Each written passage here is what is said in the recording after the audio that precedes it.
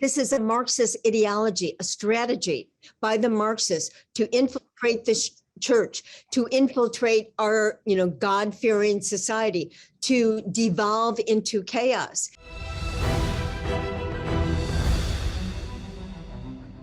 Which became gay first, the church or popular culture? I would say it was the Vatican that drifted in that direction many decades before, at least in terms of practice and at least in terms of who they opened the seminaries up to, long before it was seen to be normalized in the regular culture.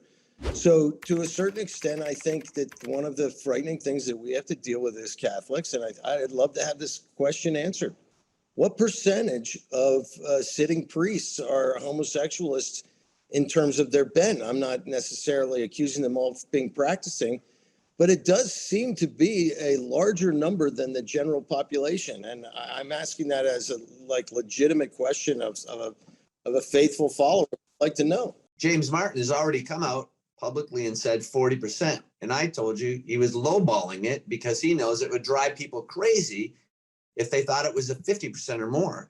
But in this group that I'm associating with, these people in the intelligence community, they say 88% of the bishops are homosexualists. So we can't be surprised that what is going on is going on.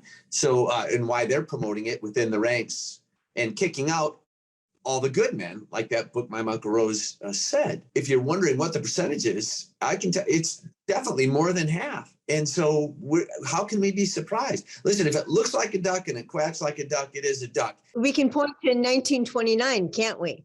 When Belladad, who was head of the Communist Party, was charged with, from the Soviets, was charged to place over 1,000 men into the Catholic seminaries in the United States. She claimed that they were homosexual. She claimed that by 1950, when she had been converted back to the faith by, thank you, Fulton Sheen, that many of those men were now cardinals and in prominent positions in the Vatican.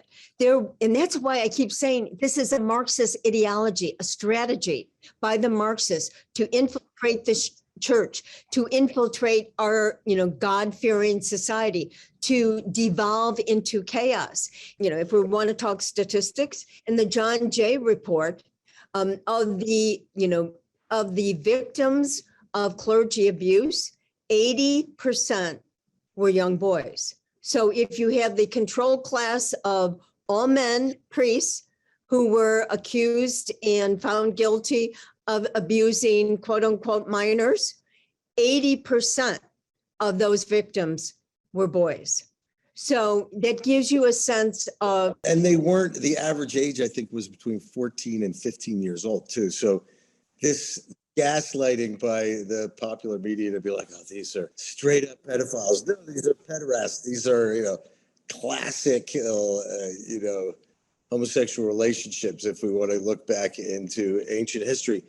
But I think that one of the things that we have to do as Catholics, if you notice this drift of the church towards this point of view, with it comes a kind of arrogance and with it a misogyny. Have you noticed, look, they turned their back on the cross while preparing the host for Vatican II. They have sidelined the Virgin Mother, right?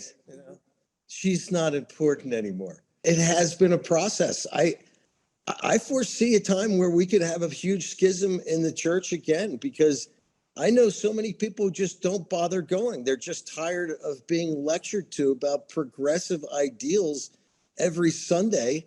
And it offends them, right? Or they go there like me and they just sit there and try to concentrate on the rosary for an hour. There's a de facto schism in the church right now, Jack. So, I mean, that it might be spoken of more openly is where we're headed. But there is a schism in the church right now, and it is an unbridgeable chasm. The schism is present and accounted for. Hi, everyone. This is John Henry Westen. We hope you enjoyed this program. To see more like it, be sure to hit the subscribe button below to get all the latest content from LifeSite News. Check the links in the description to read more and connect with us on social media so that you can stay up to date with all the latest life, family, faith, and freedom news. Thanks for watching, and may God bless you.